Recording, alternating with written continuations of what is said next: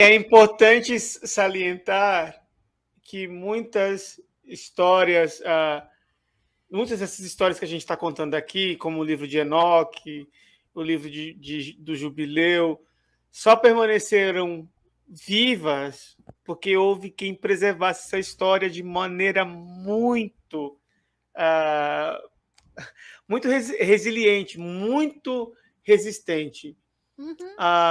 Essas histórias só permaneceram vivas porque teve gente que não se acomodou à imposição do cânon, né? Então, esses textos só foram reencontrados depois, muito tempo depois, nos manuscritos do Mar Morto, ou em comunidades que foram alijadas da religião mainstream, da religião mais poderosa. Então, a gente tem assim, a gente sabe que o livro de Enoque, como exemplo, só sobreviveu até os dias de hoje por causa da igreja etíope, que saiu do tronco de Roma, né?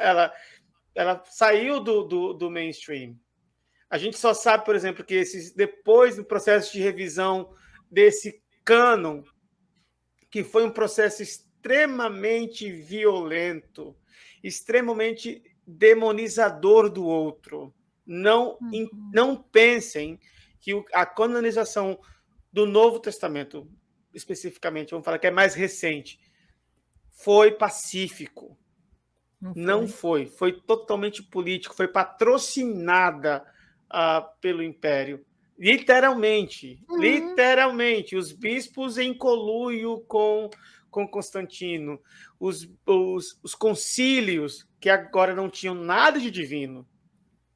No mundo mitológico, os concílios eram divinos. No mundo religioso, os concílios são extremamente humanos e tacanhos, para usar um adjetivo leve. Para usar um adjetivo politicamente correto. Mas para se saber que esses livros que a gente chama hoje de apócrifos permaneceram vivos pelos dissidentes, pelas vozes discordantes, pelos que foram rotulados de gnósticos. E aí você precisa ler o livro da Elaine Pagels, né, de Evangelhos Gnósticos, para saber o que essas pessoas passaram por não serem parte do mainstream, da corrente mainstream, desses primeiros cristianismos. É preciso entender que quem era voz dissonante era automaticamente silenciada, caçada, perseguida. Então, quando se encontraram depois alguns manuscritos, já agora no século XX, né, e retratam a origem no Nag Hammadi e todos esses outros que foram encontrados, são tesouros e pistas para entender que houve gente que resistiu a esse silenciamento. Houve grupos que se ajuntaram para dizer assim, não são vocês que determinam a forma como eu utilizo o meu imaginário religioso, né?